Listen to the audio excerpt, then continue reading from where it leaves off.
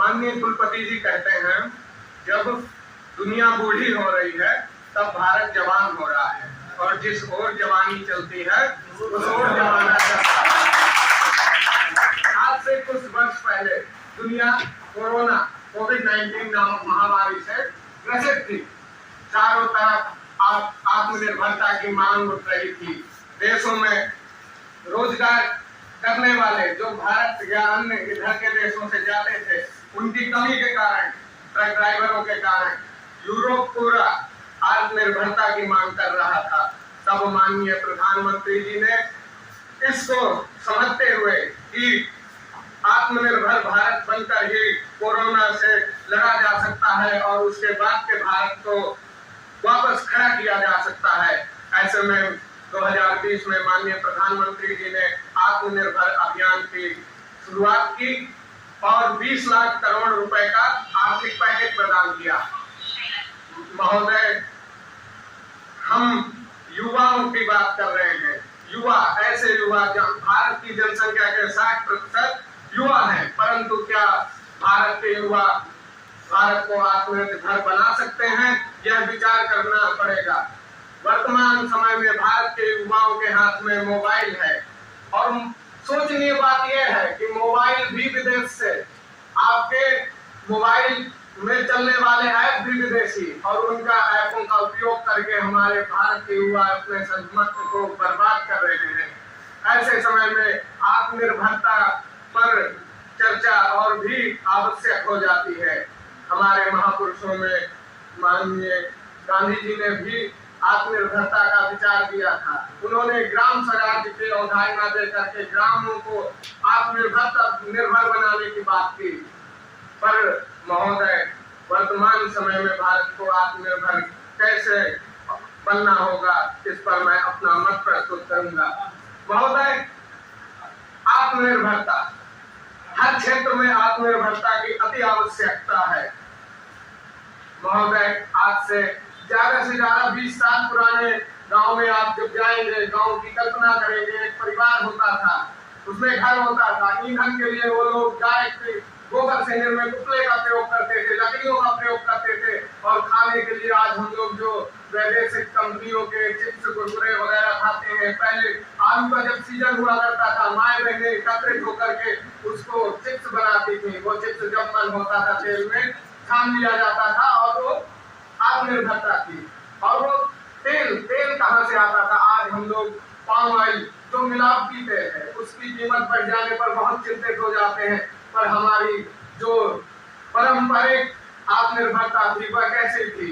हमारे यहाँ उपयोग होने वाला तेल भी हम लोग खेतों में उगाते थे, दाल भी खेत में उगाते थे, जरूरत की सारी चीजें हमारे घर में उपलब्ध होती थी।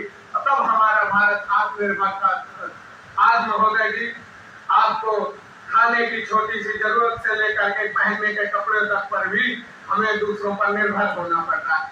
दुनिया में 216 या 17 से ज्यादा ऐसे देश हैं जहां से हम लोग सामान आयात कर रहे हैं। महोदय, प्रतियोगिता की घोषणा पर मैं जब अध्ययन कर रहा था, मैंने BBC का एक आर्टिकल पढ़ा। उसमें चीन के एक विशेषज्ञ कह रहे थे कि भारत को चीन की बराबरी करने में अभी 10 तो लगेंगे। ये आत्मनिर्भरता की कल्पना है, क्योंकि भारत स्वयं की जरूरत की चीजें ही नहीं उत्पन्न करवा रहा है।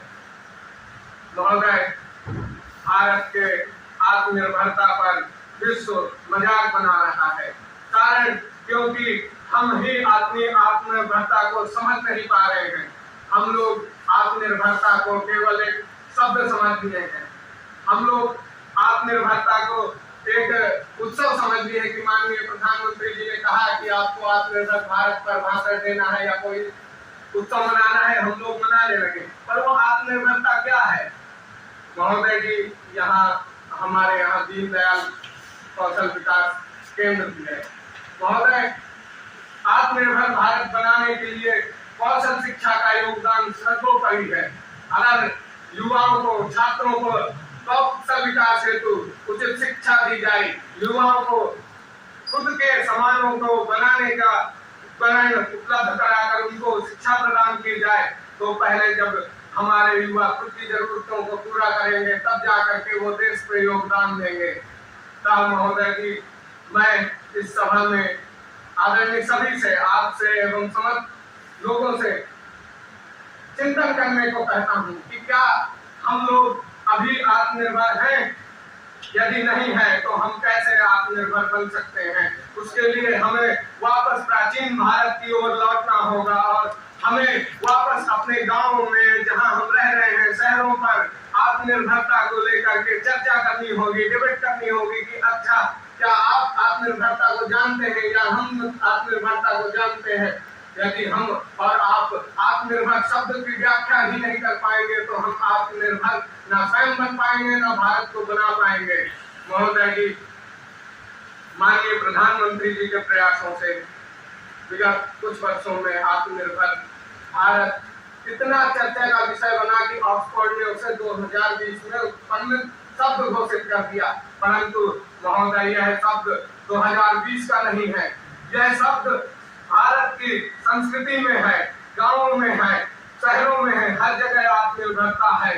गांधी जी ने चरखे के माध्यम से आत्मनिर्भर बनाया देश को और हम उन महापुरुषों के योगदान को एक मोबाइल के माध्यम से केवल रील बनाने में और उसमें बर्बाद कर रहे हैं।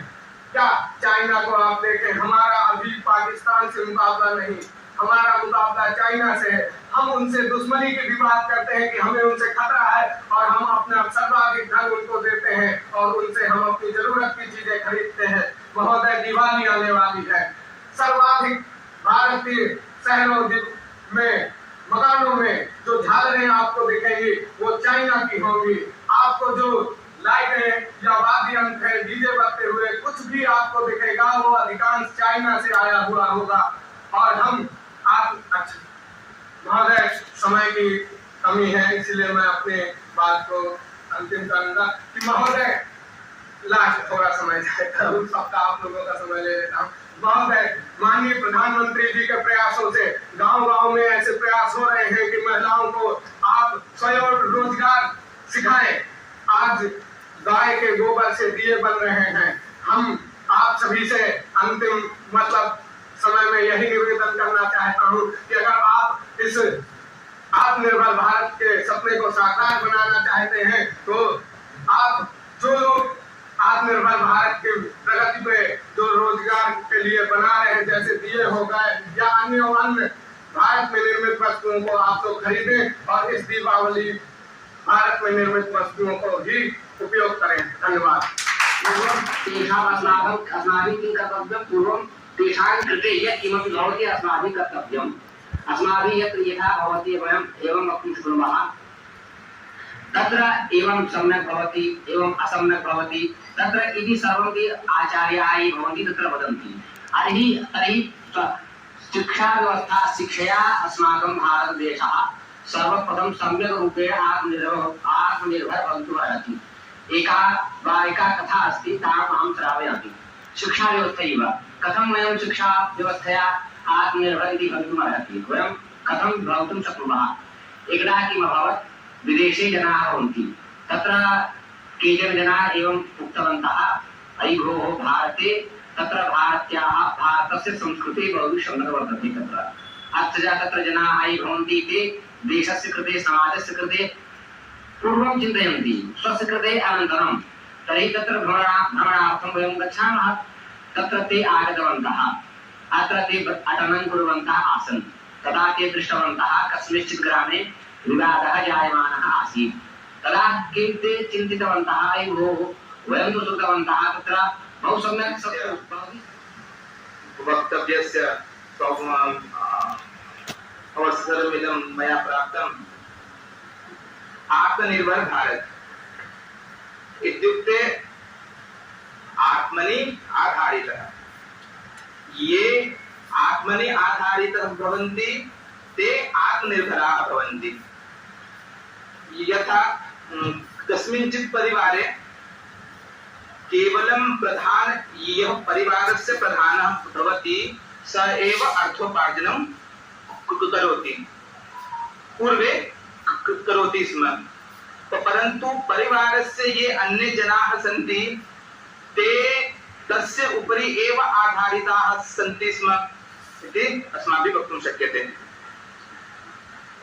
तो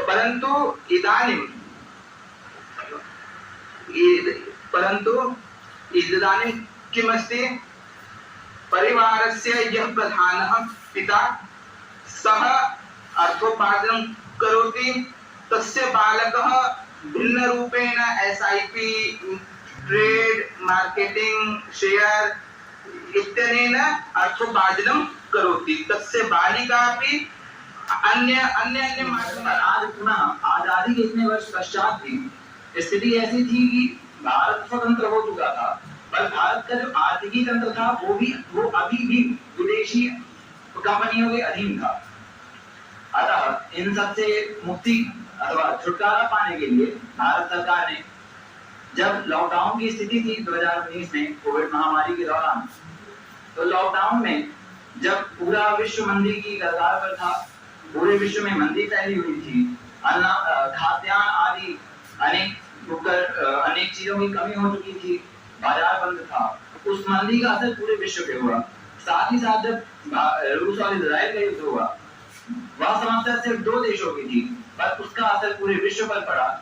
इससे हमें यह तो स्पष्ट हो गया कि यदि हम आत्मनिर्भर नहीं बनते हैं, अगर हम बाकी दूसरे देशों से आश्रित रहते हैं, तो उसका हमें कहीं ना कहीं नुकसान उठाना पड़ेगा। अतः भारत सरकार ने 2019 में जो आत्मनिर्भर भारत अभियान को चालू किया था, 2024 में उसका जिसके कारण हम आत्मनिर्भर हो गए हैं और हमारे दैनिक जीवन में हमें आत्मनिर्भर होना बहुत ही आवश्यक है। और प्राइम मिनिस्टर आत्मनिर्भर भारत 2020 आत्मनिर्भर हमारे प्रधानमंत्री नरेंद्र मोदी जी आत्मनिर्भर भारत के अवधारणा 2020 में लागू किए हैं। आत्मनिर्भर बनने के लिए हमें सबसे आवश्यक है कि हम शिक्षित हों। शिक्षा हमारे जीवन में बहुत ही आवश्यक है। यदि हम शिक्षित रहेंगे तभी आत्मनिर्भर बनेंगे। शिक्षा के सामंजस्य बैठाना होगा। परंपरा को आधुनिक से हमें जो है, जब तक हम बैठाएंगे नहीं तब तक हम आगे नहीं बढ़ पाएंगे। कोरोना काल के बहुत बड़ा उदाहरण है, जिसमें मोदी जी ने दिखा दिया दुनिया को हम सर्वश्रेष्ठ हैं। उन्होंने भी सबसे पहले जो है वह वैक्सीन लाया और न केवल अपने आप को केवल देश में उन्होंने जनता को बचाया, बल्कि दुनिया के लोगों को भी जान बचाया। अब देखिए, चाइना बोले हमेशा हाथ देखा था, अब उसकी हिम्मत नहीं है। आज राजनीति में हम इतने ज्यादा आत्मनिर्भर हो गए हैं, अमेरिका का राष्ट्रपति जो है वह हमारे प्रधानमंत्री को भी ठोकता है। यही समझ जाए हम कितना ज्यादा आत्मनिर्भर हो गए हैं, कितना हम ऊपर निकल चुके हैं। ठीक है, समय क्योंकि हम गुलाम रहे, जो अभी विकसित है वह गुलाम नहीं था। समय लगेगा और हमारा नेतृत्व इस समय जो है वो ऐसे हाथ में है जो आप लोगों की जानकारी में रहेगी, कहीं भी जाएंगे तो उसके आधार पर आप कुछ कह सकते हैं। कहीं की बात, दुनिया में भारत दवाइयों का सबसे बड़ा उत्पादन करता है। जितनी सस्ती दवाएं भारत उत्पादित करता है, अब देखिए 2 वर्ग है, एक तो आचार्य वर्ग है, दूसरा शास्त्री वर्ग। आचार्य वर्ग में दोनों छात्रों के समान अंक आए, श्री शिवांश तिवारी और श्री रवि दीक्षित। ताली बजाइए। दोनों छात्रों के समान अंक आए हैं, तो दोनों लोगों को प्रथम स्थान हमारे निर्णायक मंडल ने घोषित किया। और जो शास्त्रीय स्तर है उसमें प्रथम स्थान आया है श्री शिवम मौर्य का, और द्वितीय स्थान आया है श्री अमरीश त्रिपाठी का, और तृतीय स्थान आया है सुश्री शालिनी पांडे का। और जो स्वांतना पुरस्कार मिला है श्री राम प्रपन्न जी को। तो सभी लोगों को कुछ न कुछ प्राप्त हुआ है। आप लोगों को यथा समय आप लोगों का सर्टिफिकेट बनवा करके, अब कल से अवकाश हो जा रहा है, विश्वविद्यालय खुलेगा तो आपको इसका जो प्रमाण पत्र है वो दिया जाएगा। लेकिन आप सबको बहुत बहुत बधाई। और आप लोग को एक और है कि इस तरह की जो भी प्रतियोगिताएं आती हैं उसमें जरूर भाग लेना चाहिए। वो आपके व्यक्तित्व को निखारने के लिए बहुत काम आता है। प्रतियोगिता में प्रथम स्थान पाके आप कैसा महसूस कर रहे हैं? अच्छा लग रहा है, बहुत अच्छा लग रहा है। क्या था प्रतियोगिता में? प्रतियोगिता आत्मनिर्भर भारत को आत्मनिर्भर कैसे बनाया जा सकता है, इसमें सभी विद्यार्थियों का सभी का क्या अपना विचार है, विचार को प्रस्तुत करना है। किस भाषा में? आत्मनिर्भर भारत, हम संस्कृत भाषा इत्यादि सभी भाषाओं का समावेश था। तो सब अब संपूर्ण संस्कृत यूनिवर्सिटी है, विश्वविद्यालय है, तो इसलिए संस्कृत भाषा। और परिणाम आ गया? हाँ, परिणाम क्या स्थान मिला आपको? प्रथम स्थान आया। बहुत बहुत बधाई हो। प्रतियोगिता में आपको स्थान प्राप्त हुआ, कैसा अनुभव कर रहे हैं? हमें अपनी जितनी क्षमता थी, जितना ज्ञान था, उसके अनुसार हम मिले। हमें अच्छा लग रहा है कि हमें द्वितीय स्थान मिला है। और क्या आगे की प्रतियोगिताओं के विश्वविद्यालय में होने वाले ऐसे कार्यक्रमों के बारे में आप क्या कहना चाहेंगे? ऐसे कार्यक्रम होना विश्वविद्यालय में ज़रूरी है। इससे निरंतरता हम लोगों में कुछ पढ़ने के लिए जिज्ञासा, क्योंकि प्रतियोगिताएं होती हैं, उनके विषयों पे हम अध्ययन करते हैं, उससे हमारे ज्ञान की वृद्धि होती है, इसलिए बहुत आवश्यक है। और ये हैं शालिनी पांडे जो डर के मारे अपना नाम हटा ली थी कि हम भाषण नहीं दें। आप कैसा अनुभव कर रही हैं तृतीय स्थान पाके? बहुत ही आनंद की अनुभूति हो रही है। प्रतियोगिता थी उसमें आपको तृतीय स्थान प्राप्त हुआ, कैसा अनुभव कर रहे हैं? ठीक है। हमें बहुत ही अच्छा अनुभव हो रहा है प्रतियोगिता में तृतीय स्थान प्राप्त करके, और हमको मतलब पठन पाठन के द्वारा अपनी और शिक्षा को। ये हमारे सभी लोग हैं जो स्थान प्राप्त किए हैं विजेता। मेरा कौन सा स्थान है? प्रथम आपका भी है। मेरा भी प्रथम है, इसका भी प्रथम है। हम दोनों एक साथ प्रथम पाए हैं।